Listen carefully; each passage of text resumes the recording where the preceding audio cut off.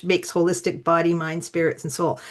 I work with women who are in their third trimester and they've got that little bit of where they just feel unfulfilled. Like there's something that's just niggling inside that something's not right. And that's where I work with them instead of just blowing up their lives. Sometimes it's about undoing who they are not so they can bring out who they are. And in that comes what we just talked about, the what I call, I have a little workshop I have amongst the many is called Untangling the Divided Self.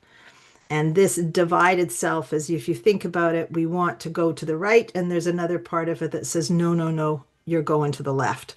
And so we have this two sides of ourselves. And sometimes it can be more than two sides that have an argument within that hold us back. But we can't just eliminate one and just run forward because it will come up and it will sabotage or do whatever we need to do. So we have to work with those parts of ourself and untangle what they're hooked onto. And it could be old stories, belief systems, whatever it may be. So it's like untangling the divided self. When we do that, we can unify into one wholeness where body, mind, spirit, and soul are all in agreement. And that's one of those things where you might go, yeah, that feels really good. Instead of, yeah, that feels really good, but, and that's where we have entanglement. So we want to go, but we don't want to go. We do, but we don't. And when we're in those places, guess what? We're frozen. We go nowhere. We just stay in this back and forth, back and forth. And there's so many women who get stuck in that place because I've got this, but I want to do this, but I got that, but I do that. So that's it. That back and forth, is that internal, external, or a combination of the two?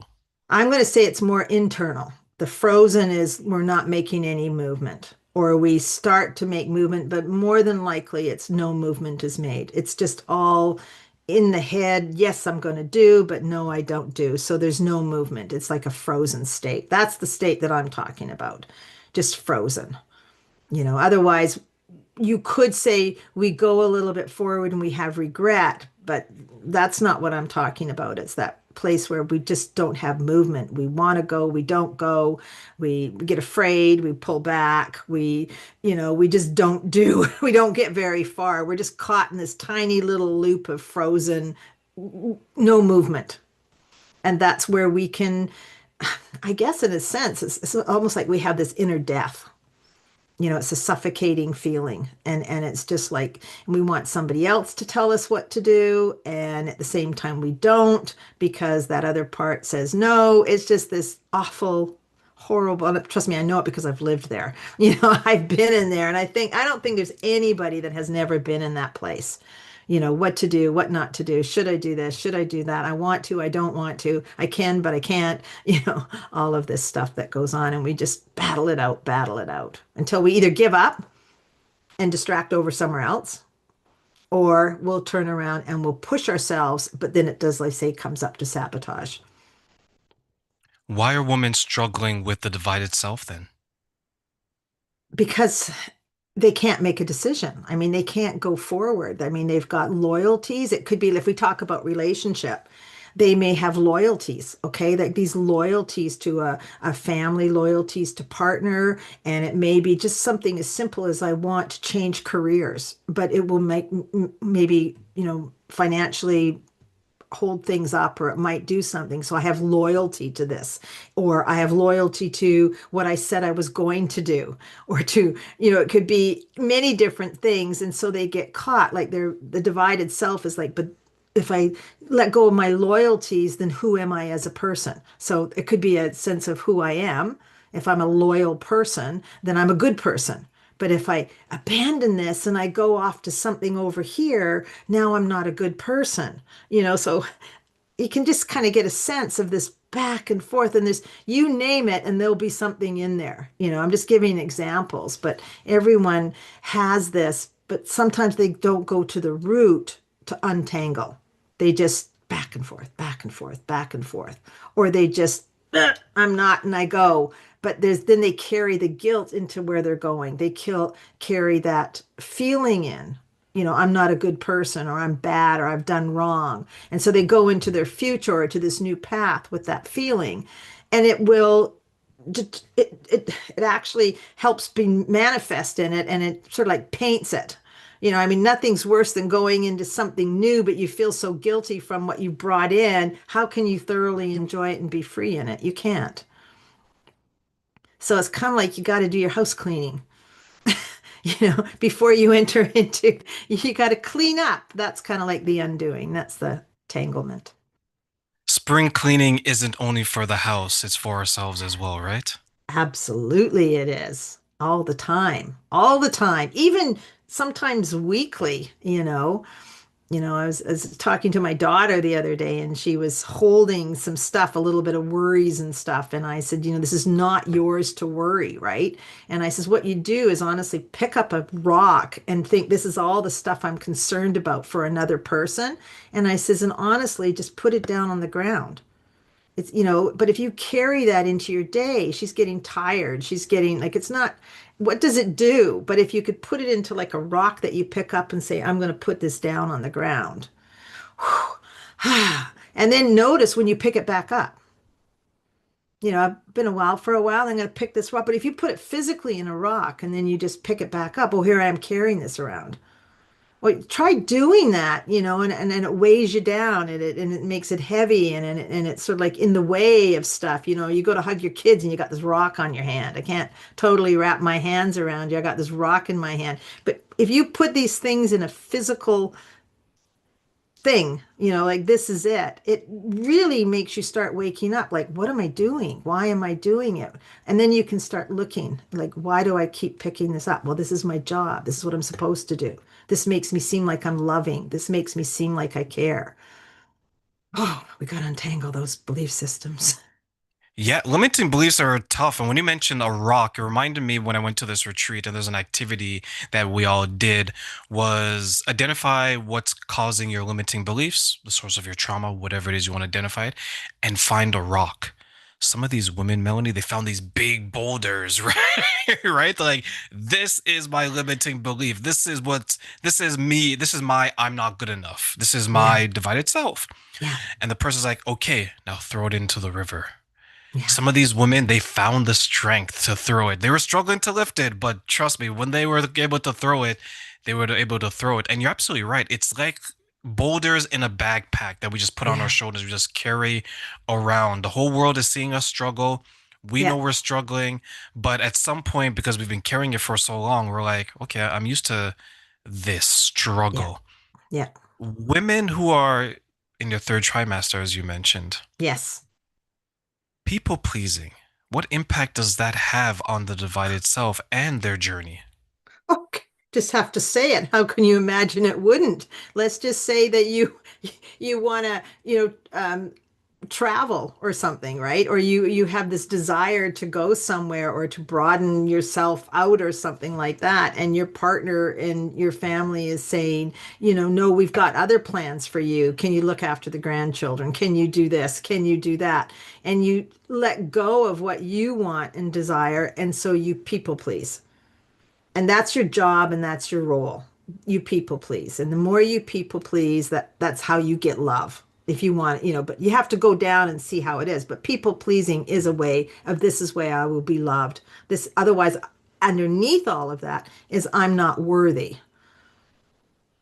That's why I have to people please, so I can do that to get the love that I want. So it sounds really easy, just throw a rock in the river that you don't like. I mean, I wish we could all do that. And on occasion, I will say, when you really get it, you can really do it. But sometimes these things are layered. They are layered, and it's not to create more work, but you have to get to the absolute root. Sometimes if we just trim the branches, it still isn't got to the root. And so, most of the time, it's never the root in one full swing. It's a layered, like peeling off layers of an onion, and that's why you do the work that you do, because every time you do it, it's that much more space, that much more, less division, that's much more. But it's an ongoing, I think, conscious awareness of, oh, here it comes up, or here's a little bit of it that I didn't see, that it's so minuscule.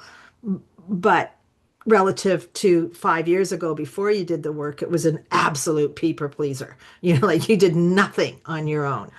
So, and then women get afraid. Well, if I don't people please, then I will be abandoned or I won't be loved or, the relationship will fall apart and all of this gets all based on it. So it is an untangling, it is undoing, and it's doing it in my mind for women who are in their third trimester, which is like 50 and above. They've already built a lot of their life. There's a lot at stake.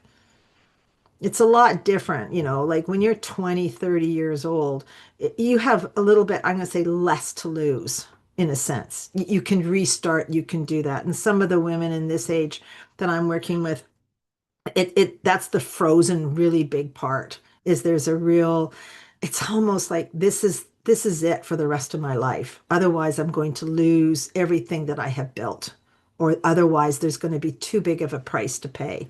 And that is really sad, but it's also a truth. I really liked what I heard from one of the women. She says, leaving for many people, for women to leave their partners is a privilege. Many women cannot do it.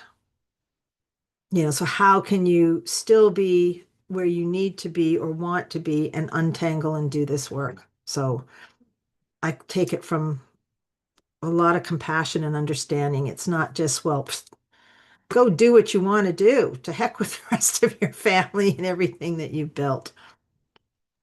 The women that you're working with, what are some of the obstacles that they're facing when they're coming to the point where maybe I should leave? Guilt, family, um, financial, big time.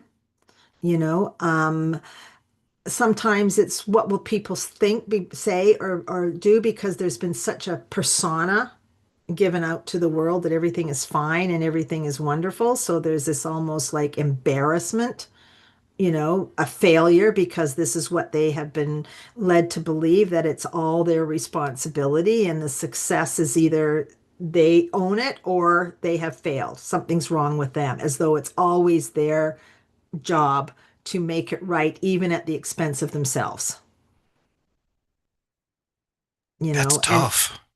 yeah, but I work a lot, with the feminine, the masculine, and the patriarchal society, and not nothing against that, but in roles in history, there's a lot where this has been carried forward that it's the woman's responsibility in a lot of ways to carry a lot of that.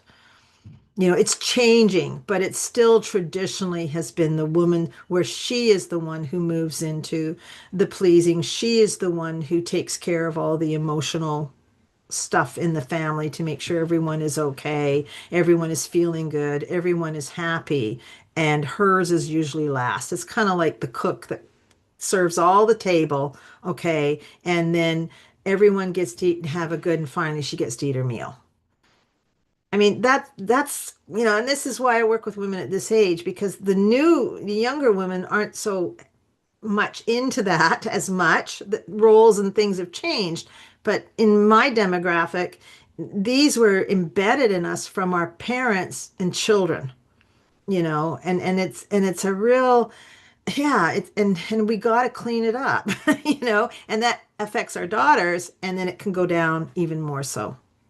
So we're It, battling against not just our little relationship, but it's almost like the whole conditioning of a patriarchal society and rules and culture and everything else that where women have been, that's their job,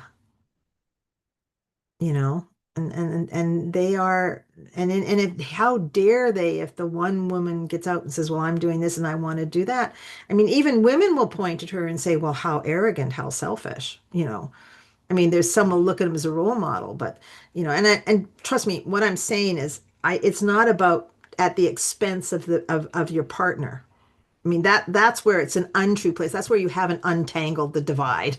Okay, you've just bypassed it and said basically, screw him, and I'm just going to go out even though it does this and does that.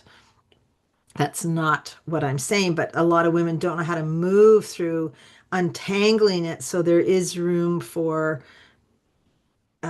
connection or whatever it may be. It's at a point of disconnection. I have to just do what I want to do to heck with you. if it's women who are seeking this advice, Yes. later on in life, then you are encountering, I'm guessing, 20, 30, maybe even 40 years of this conditioning Yes. Even more. and even more. Yeah. And then if Yeah. there is the shame from maybe her peer group saying that, who do you think you are to not want to live this life? Yes. That sounds like a very lonely situation to be in.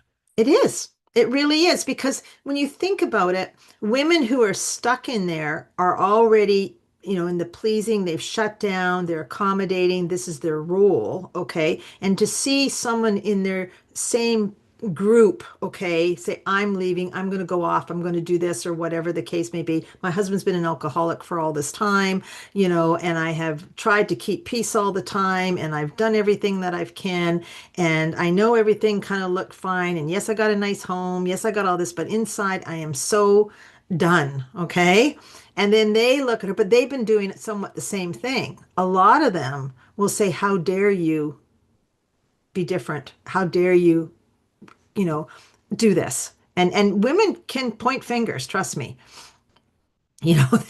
We can be really nasty at times. Like, how dare you do that? Because I can't do that. And then there will be others that, whoa, by you doing it, it's now making me look at me and I don't like that. Or, yes, I do like that. There's all of that comes into play.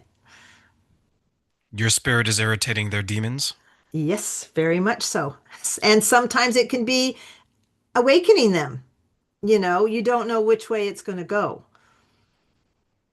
I can tell you a story in my own personal life is my grandmother was in an abusive relationship with my grandfather. Okay. And she stayed, and in her era, you just shut up and you put up. Okay. That's what you do.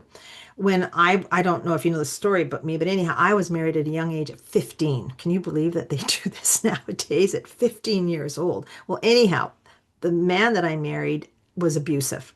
And 2 years into it, and I left, suitcase in hand, and down the street I left, and I was done. My grandmother was actually nasty to me because I left. It wasn't support, it was, I made my bed, I should go lay in it. Done deal. This is your job, you stay. And so in her mind, she kind of X'd me out because what I had done was not okay. Not okay That's by her standards. Yeah, because she had been doing this all of her life, and that was her job. You put up and you shut up. Basically, you take this. This is what you got yourself into. You married him, you stay no matter what. That was your lot in life. There was a Now woman you I knew. hmm I was gonna just to highlight your point. There's a woman that I knew. She was in a abusive marriage. I think it was more emotional, not physical. Yeah. And one of the reasons that she shared that she wanted to leave, but she just couldn't. But eventually she did. When she got remarried, she turned into the abuser herself. Whoa. Yeah. And the reason why I highlight that is as she got older, she was sharing with me at that time when we were friends, was that she thought it was normal to behave that way. So now when someone wasn't giving it to her, she was giving it back, Right. When someone right? was or wasn't giving it to her. Wasn't giving her that emotional abuse. She's like, wait a Ah, minute, my okay. relationship is lacking. So let me create Yes. it. Yes. Yes. Yeah. Right? Because that's all you know is that drama and all, and that's what you think Mm. that love is, So can I wonder definitely. then, in the women that you work with and in that example, is it quite possible that they would take on this identity even though they don't want to, but maybe subconsciously that they are, and they go out in the world projecting it onto others? Yes, it could be. So hence we got to untangle all this stuff. Like, if you look at it, like why you're even accepting it, why you're even doing that, and it's not loving yourself and having your own boundaries, and it's what you determined this is what love was.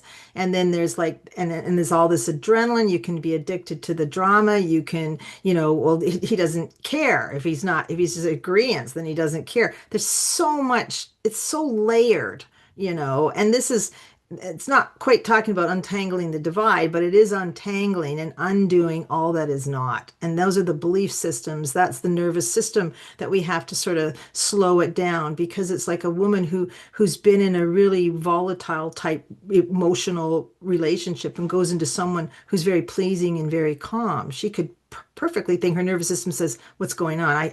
I need to have to create something because, you know, this is too much for me. The bomb's got to drop and I might as well create it. I mean, that can come from there too, right? So yeah, for sure. It's just untangling it all. It's just not a one shot deal kind of thing, all of this, we have to look at ourselves. What got me here? There's no, you know, we can be busy focus on look at what they did, but we say like I was a willing participant in this. Whether you want to acknowledge it or not, you still were. And what part of you and untangle, undo all of that that got you there. If it's that layered and we're looking to help them identify their inner self, I'm wondering that could be quite difficult for them to penetrate all those layers then. Yeah, it's hard. It's ego gets in there too. It's like, I don't want to own this part of me. I don't want to look at this part. Fear of feeling emotions that you have been suppressing for a long time. Fear of even bringing out the secret. Like we can act and for outside appearance is like, oh, they don't have a lot of self-worth, right? But to actually say, I don't have it and I actually feel it, you can say it from your head. Oh, I don't have a lot of self-worth, but to actually embody, because that's where it's coming from, is that embodied self, okay, that says, I don't have it. Wow. Actually bringing that out is like something that's been darkly held and always suppressed or always defended or always acted out. To bring that out into the light is not easy. It's real courageous work. It's Man, full acceptance. It's not easy. And I'm gonna toot my own horn here. I'm good at helping them. Like you have to have the compassion and the understanding and know the journey well, because it is not easy and it takes a real safe space and someone safe that says, yeah, that's okay. You know, it's not just something you can't just say it from your head. It's real bodily expressed, if that makes sense. Like you're fully there, you're in it, and to express that part of yourself. So that's also, if you look at that is a divided self in a sense. It's a being of self that really feels this, that I am not worthy. And so say that you want to start or do something that's really magnificent or something, right? And you says, I want to do this, I can do this, I can, a job or anything, I can really do this. And then that other part that's still there is saying, I'm not good enough, I'm not worthy. And so, it will sabotage it. Not purposely, but in a sense, you can't have two of the opposites. It's like you can't keep moving forward, and so we sometimes we can identify the divided self and sometimes we can't. We just know that we're stuck, frozen, or something is actually there. And sometimes it's almost like this personality doesn't come out until you draw it and you bring it into a safe space. If you ever saw the show Sybil or Eve, it's almost like you have to have this safe space to say, can this part come out and actually, be witnessed and seen and felt, and now let's work with it. that inner self, such a beautiful thing. And once we embrace it, it's wonderful. And then you touched on earlier that maybe there's some women who get discouraged by other women or other people around them, because they can say some things that maybe would get them to regress, or they've always wanted to do it, but they just couldn't. Yeah. Is there then, would that lead some women to pretend to be one way in groups and their inner self while they're alone? Oh, absolutely. Yeah. I mean, that's just like, okay, I'm accepted out here if I act this way. And I got this whole workshop that I do. It's actually a free one. I'll put my little, what is it called? Shameless plug. It's called Roles Uncovered. And it's a free workshop. It's an hour free workshop. It's on my website. You can go look at it, melanietruppwellness.com. And it's about the roles that we take on. Some of them we are purposely putting on roles, because this is the role I carry to the office, and then I got my mom role. We know those roles, but there's also a lot of roles that we have taken on from belief systems as children. And these are the ones that we don't even know we're doing, or we actually think it's who we are.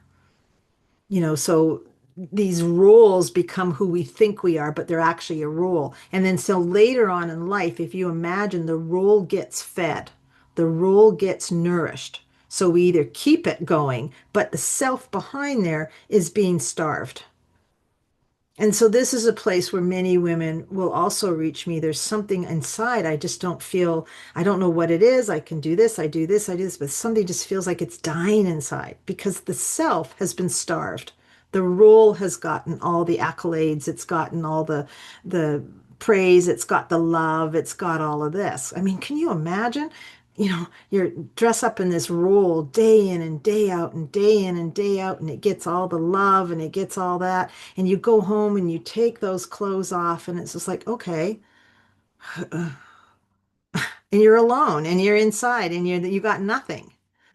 So you go back out because you're starving. And so you keep that role going all the time. And oh, we love this. We love you. You're so amazing. You're so good. And then you go back home, you know? So so that's a really good workshop too. Roles uncovered. No, I think that's fantastic because there's always that joke, right? Where you're this way at work, you're this way in public, and then you're this way at home. But you mentioned that all you're doing is just dividing yourself in these other areas. You're not being your true self. Well, yes and no. I mean, sometimes roles are conscious and they serve a purpose. It's not like none at all. Like I had this little thing on the workshop that I do, Roles Uncovered, is this like this flamingo girl. She's all in her party outfit, but she's in a boardroom. There's a point where like, she is a party girl. She's really up, but that part of her may not belong into the boardroom. She's got some serious business that she's got to talk about. She's got to do that. So I think some of them are the role that you take on as a mother is not the role that you wouldn't bring your mother role into the bedroom with your partner, So I know it's slight and subtle, but we do have those personality shifts. And Are those you are talking really, behaviors or well, characteristics they're then? well, they're also roles. I mean, the role of a mother, okay, it's still a role and it's defined by where do we get the word mother from? There's nothing tangible. All we can do is look at our mother. And that's who we emulate, either the same or absolutely opposite. So we're emulating something that we have seen. Oh, that's a mother. So I've got to act and be like that until we can start saying, maybe this is who I can be as a mother, but we redefine that role. It's still a role, whether you like it or not. And roles do affect personalities. So so we still do have those shifts. So there's the ones that we're conscious and aware of, but the ones that we've identified, this is who I am. This is when, it starts getting a little bit messy, or and I always hear that sometimes is where partners will call you hey mother or something like that. It's like, well, whoa, I'm your partner, I'm not your mother, but you're the mother to the children. So they start seeing you as this too, and things can go off the rails on that because the partner sees the wife now as a mother and even a wife. The word wife is abstract. What do you know as a wife? Well, you look immediately to generally your own parents, and your mother was the wife. And so you see that. And so then you get married and you take on a wife. And now you start working with this abstract idea, projecting on there like this, behaving like this, thinking it's going to be like this. So it's it's a messy situation unless we're conscious and some of them we actually choose. But if we're not Yes. conscious, we'll just adopt them and we'll just you're not the same person when I married you. Well, no, no, I'm a wife now. You know, it's so simple, but it's so embedded in there that it's not necessarily known or seen. And all of a sudden you start taking on those traits. You're not the fun girl that I married. Oh, well, you're a wife. But you So can the woman see that that, right? yeah, I can because when you mention that, I'm thinking of some of the people I've come in contact with, and you can see the evolution, Yeah, right, of that person. Some is resistant, some fully embrace, but eventually they begin to evolve. And then some people will fight it completely. I don't want to be this for whatever their reason. sure. But then I'm wondering, what could then be the origins of that internal conflict then? Of taking on the role, or where are we going with this? The internal Yeah, taking conflict. on the inner self. So in the example of roles, right? We Yeah. get a role, we get certain roles from our family. Could be our Yeah, and we mother can or get them father, from and us. society, we can get them from anywhere, however, Yeah. yes. And So we can when we're invent them trying to ourselves. yeah, so when we're trying to identify which ones are going to be beneficial to us, that conflict that may arise, is that something that in general could be in childhood or somewhere else, No, or what if happens there? if we are the conscious deciding factor of it, okay, if we're conscious, most of the times we're not conscious of taking these roles on. Most of the times we are not. We just kind of fall into them, okay? And we become them and we think they are who we are, okay? So it's kind of like a paradox. We don't know our roles until we truly know who we are. And and then there's a difference who we really are. Then we can be conscious of our roles. Well, that's my role. Okay. So when you know who you really are and you're conscious, you know that you're putting on this hat. Look, I'm going into the boardroom, I'm going to put on this hat, or I'm going to go in here. They become less in its own way because when you know who you are and you are who you are, and you will only be who you are when you authentically choose to be who you are and love who you are, because otherwise you're going to feel you have to put on a role and be somebody else. So when you love who you are, roles are less and less because you're okay with who you are and you can be here and you can be there and you can be there and you can just simply be yourself. That's the ideal. That's where I take the women. Write down, undo it all. Then if you want to put on a role, go for it. But you're so conscious and it's not putting on a role because you don't love and accept who you are. There's a difference. So you can put on a role consciously because that's what it just takes right here, but you know you're doing it. It becomes less, but you can still do it if you want. I mean, you can still, I'm going to put in the role of a hostess. I got a party going on. I'm just going to put the role on as a hostess. And that's all I'm going to do is host, serve, please, do all that. But I know I'm doing it because that's what this event means, right? But some women will just do that out of the fact of who I am is not okay. And this is how I get the accolades. This is how I get loved. This is how I get, people will like me. This is how I get to be part of the community or whatever until they just get burnt out. I'm hosting every, school event, every party, everything, everything. So there's a difference. Same thing, but done differently. And it's different. Because this is coming from a place of 100% themselves, self-worth, self-care, self-love versus people pleasing, limiting beliefs. Yeah, and you can still please somebody. I can definitely please somebody. I enjoy pleasing somebody, but not at the expense of myself. But I still doesn't mean I don't love pleasing some people. It gives me great joy to see their faces light up and how happy they are. But it's not coming from, I'm doing this so that I can get something back from you, that you will love me or you will think I'm a good person. So it's not to say I'm never going to, it's like we think it's black or white and it's not. I mean, some of us are just, yeah, for me, I love, you know, seeing them light up and it gives them joy, which I get like, I'm so happy to do this, but I'm not going to do it if it comes into sacrifice because, it's different. I know that, but it doesn't mean I don't like pleasing people. And sometimes I don't want to please them. This just comes from the authentic self. What can I say? But it's not a rule that I need to do this so that I can feel welcomed, loved, accepted, like a good person or whatever. How can women feel that difference that you just described? The only way they can feel is honestly do the work.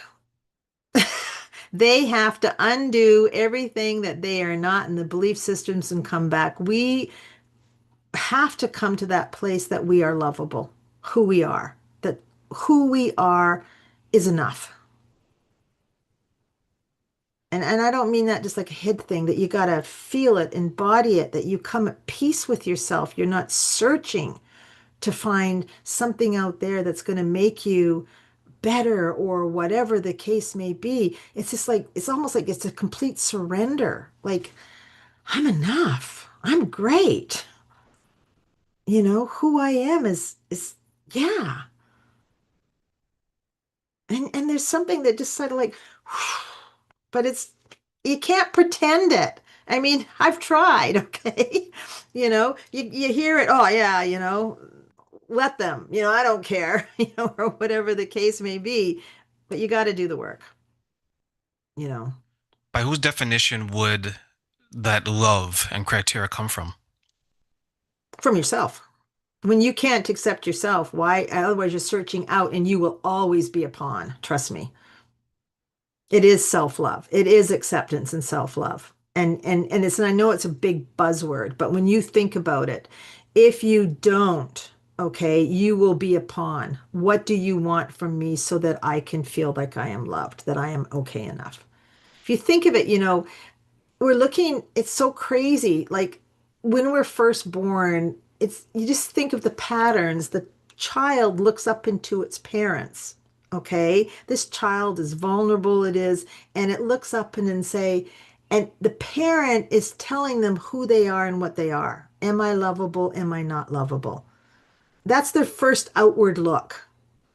You tell me who I am. So it's learned, okay, to keep looking outward to tell me who I am and what I am. And now you imagine over the course of a child's life, you're not consistently lovable.